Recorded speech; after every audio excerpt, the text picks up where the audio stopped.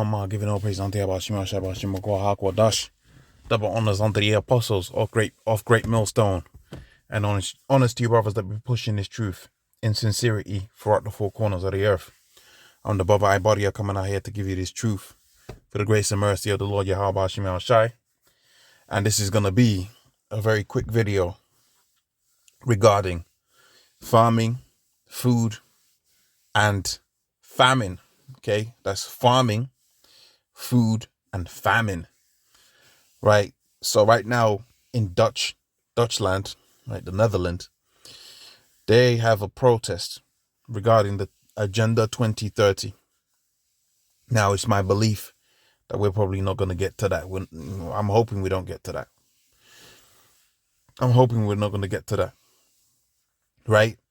But it's my belief, okay, that we're not going to get to that. And you got these targets that Esau has wanted for the longest, and they're based around population control and people control, and they'll put a little scientific twist to it and ultimately have it to where the people are gonna suffer, right? So this is from the trumpet, and it says forced farm shutdown. Now, if you've been watching news, and this is kind of important right here, because this really affects the whole of the EU. And as we've seen with food prices, energy prices, and the oil prices, there is a impact globally on what happens on one side of the earth to what happens on the other side of the earth. So when you have these farmers shutting down or being forced to shut down, and the reason that they're going to be using is Agenda 2030, namely to reduce the nitrogen, the agricultural. I mean, how crazy is this guy? This guy is not a nutcase. He's saying because the livestock, right, and the production of food is in contradiction to the Agenda 2030. I mean, man, Esau's got to be stopped. Esau's got to be stopped. Let's read this. Let's read it from here, because this is where I left from reading from. The Netherlands is an agricultural exporting powerhouse. The tiny nation is the world's number 2 exporter of agricultural goods after the United States. So you better believe here, and this is why you got to think 3-dimensionally when you come into this truth. Because you could look at the Agenda 2030 and put the day of the Lord away. But in actuality, the agenda that Esau could be furthering was the Revelations, the 12th chapter on the 12th verse, and Revelations, the 13th chapter on the 16th verse. That is to say, chaos. Because the result of this legislation going out there for quote-unquote 2030 is going to lead to the people uprising and protesting, because you're taking their livelihoods away, and more importantly, they're taking your food away. This is a war against food. Okay? Now check out how this is phrased. Where did we leave off? Okay, we left off over here.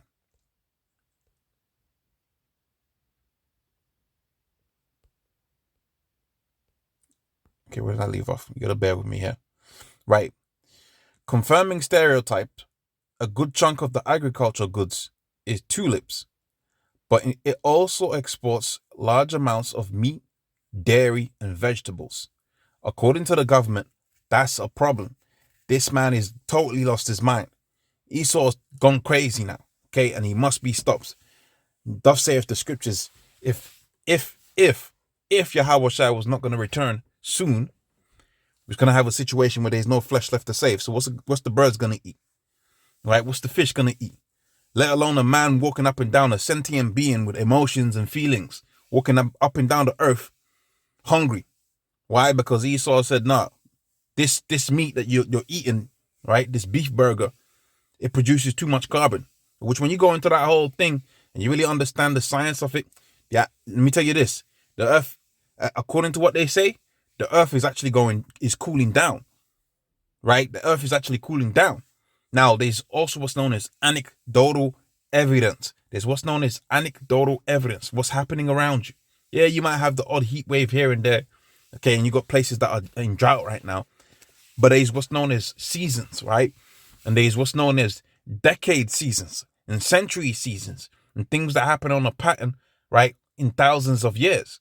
So like, yeah, well, we could say thousands of years. Now, we know that the Earth is 12,000 years, but there's certain patterns, geological patterns, astrological patterns, or whatever. And, I ain't trying to go too deep and go off and, say something that's going to sound off, right? But there's certain things that happen, certain cycles that the Most High has happening that happened over a longer period of time. Okay? So you might go through a period where it's drought season. And that's because the Most High is plaguing the earth right now. You better believe Esau was going to use the Agenda 2030 to use that plague that the Most High is unleashing upon the earth as a means of trying to push this NWO. Okay? Right? But the simple point I was making is that the earth is not heating up. It's not getting hotter and hotter and hotter. Of course, it's hot in the summer. That's what it's supposed to be. Okay? Of course, it's hot in the summer. That's what it's supposed to be. All right? But yeah, of course, there's droughts too. But the scripture speaks about how there was going to be droughts in the latter days. Right? But this guy's been trying to say, the earth has been changing and, and all of this kind of madness. And there've been, plenty of scientists that sat down and studied this and said, look, man, that's a made up thing, man. That's a made up thing. And that's to depopulate the, it's not about reducing carbon. It's about reducing you. You're the carbon that they want to reduce. So let's read this here. It says, the Netherlands signed the European Habitats Directive, a document that's claimed to have a noble goal of helping Europe work together to protect endangered species and habitats. So you're supposed to be... but what about man? So man's not endangered when you're taking away his food. What's going on here, man? This dude is crazy. Esau's done lost his mind. He's gone crazy, man. He's lost it.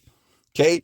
In 146 page interpretation manual said nothing about nitrogen pollution. The politicians who signed this and the people voting for it never believed that this would one day be used to shut down farms. That's what's happening out here within the Netherlands. But environmental activists and the European judge thought differently. In 2019, the European Court of Justice ruled that the Dutch government was violating this directive by not doing enough to restrict nitrogen pollution.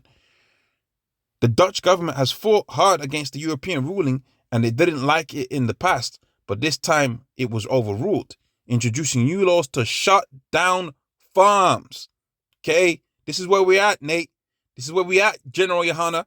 Right? And all of these other guys out here that are teaching all everything but what's happening right now. Okay? Esau's getting ready to shut down these farms. I mean, he's done that.